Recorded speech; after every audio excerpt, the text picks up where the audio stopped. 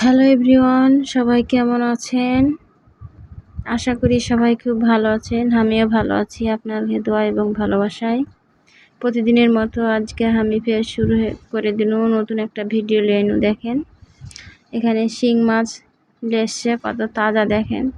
কিন্তু শিং মাছের তো যেই কাটা, এই জন্যে বাঁচতে পারবো না, তাই লবণ দিয়ে রেখে দিনু যাতে তারা মরে যায় আর সহজেই বাছা যায়। মনে হয় মরে গেছে এতক্ষণে। তো এখন কুটা বাছা করে নেব। কুটা বাছা করতে লেগে তো আমার হাত কেটে গেল, তো একটু পেস্ট লাগিয়েছি হাতে, রক্ত বের হচ্ছিল। পেস্ট লাগাইলে সাধারণত রক্তটা বন্ধ নেয়। তো আর বেশি মাছ বাছতে পারলাম না, 8টা মনে হয় মাছ বাছেছি। তো হাত কেটে গেল, বিষ আইছি মেলায়, তো সে লেগে আর পারলো না। এখন এই কয়টায় রান্না করি। আর বাঁ হাতে কি আর কাজ করা যায়? ডান হাত কেটে গেছে, বাঁ হাতে একটু একটু করে কাজ করছি। বাঁ হাতে ধুচ্ছি, বাঁ হাতে সব। কি আর করার, না করলেও উপায় নাই, করতেই হবে। সংসার জীবন থেকে তো আর ছুটি নাই। কাজ না করলে কোনো বুদ্ধিও নাই। যাই হোক, একটু লবণ দিয়ে কচলালে হচ্ছে ভালো হয়, লালসানিটা দূর হয়ে যায়, মাছটা পরিষ্কার হয় তাড়াতাড়ি। তো এখন মাছটাকে সুন্দর করে ধুয়ে নেব। সুন্দর করে ধুয়ে, ভালো করে না ধুলে তো আবার ঝামেলা। এখন পেঁয়াজ রসুনটা ছিলে রেখেছিল হাত কাটার আগেই, এখন কাটি বসে বসে। না তো কে দিবে কাটা, একা সংসারে ঝামেলা বেশি। কেউ থাকলে তাও একটু হেল্প করে। বেরিটা বড় হয়নি, 8 বছর বয়স, পারবে না, হাত কেটে দিবে। এখন কষ্ট করে হলেও কাটাই লাগবে। দেখেন কিভাবে আমি হাতে ধরতে পারছি না, ব্যথা করছে, কিন্তু তাও কাটাই লাগবে, না তো হবে না। সে লাগা এখন কাটতে এলো। পেঁয়াজ রসুন গুলা সুন্দর করে কাটা বাছা করে করার পরে তখন চলে যাব রান্নাঘরে। রাইসে ভাত দিয়ে দিয়েছি, আজকে পারি না, হাত কেটে গেল সে লাগা। আর শুধু মাছটা রান্না করব, বেশি কিছু আজ রান্না করতে পারবো না। কালকে তরকারি আছে কিছু, আর আজকের মাছ। তো এখন পেঁয়াজ কাটা হয়ে গেলে আদা জিরা এগুলো একটু বাটে নেব, কাট মশলা এগুলো বাটে নেব একটু। এগুলো বাটা মশলা দিলে একটু স্বাদ লাগে বেশি, ছেলেকে বাটে নিন। কাট মশলাগুলো সহজে বাটা যায় না, একটু সময় লাগে। সুন্দর করে বাটা নিন। বাটা নেওয়ার পরে পেঁয়াজ রসুনগুলো এখন বাটা নেব। কি যে কষ্ট হচ্ছে এখন বাটতে, এখন কি করব, কষ্ট হলেও হার মানা যাবে না, রান্না করতেই হবে। তো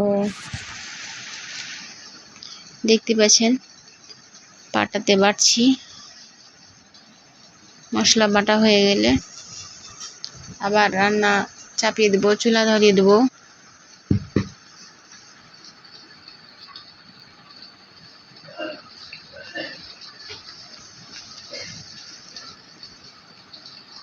সুন্দর করে পেঁয়াজটাকে একবারে ভালো করে মেথি করে বাটা নিন। বাটা নেওয়ার পরে এখন মাছটাকে ভাজবো।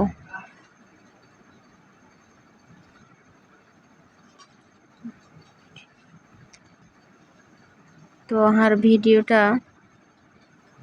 অবশ্যই আপনারা সাবস্ক্রাইব করতে ভুলবেন না। মেলায় কষ্ট করে ভিডিও করি। এই যে চর্বিগুলা দিয়ে দিন তেলের ভিতরে, ওতে একটু তেল বের হবে। মাছের তেলে কিন্তু বেশি পুষ্টি আছে। আর এই যে লবণ হলুদ দিয়ে রেখে দিল। রাখার পরে এই যে তেল দিয়ে দিল। তেল দেওয়ার পরে তেলটা গরম হয়ে গেছে। এখন মাছটা একটু ভেজে নেব উল্টা পাল্টা। বেশি ভাজবো না, অল্প একটু ভাজবো। বেশি ভাজলে আবার ভালো লাগে না খেতে। হালকা একটু ভাজলে একটা স্বাদ বেশি লাগে।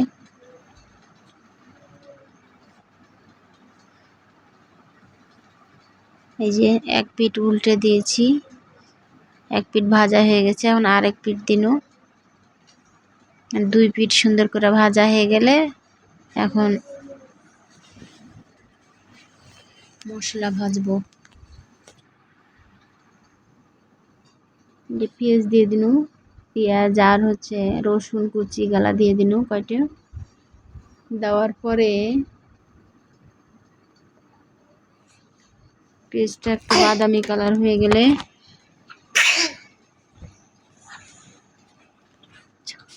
এখন মশলা বাটা গেলা দিয়ে দিন। আর 3-4টা কাঁচা মরিচ দিয়ে দিন।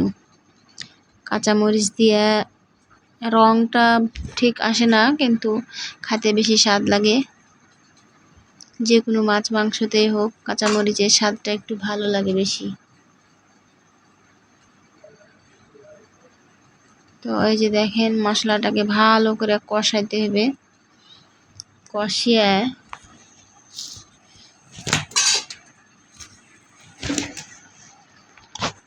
কষার পরে এখন একটু পানি দিয়ে দেব। পানি দিয়ে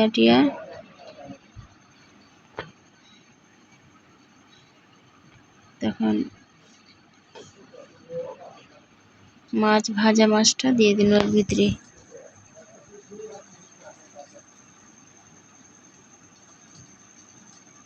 আমি ভিডিও করি তো আমার 2টা বাচ্চা আছে, তো অনেক জ্ঞানজাম হয়তো শুনতে পান আপনারা, এ লেগে দুঃখিত আন্তরিকভাবে।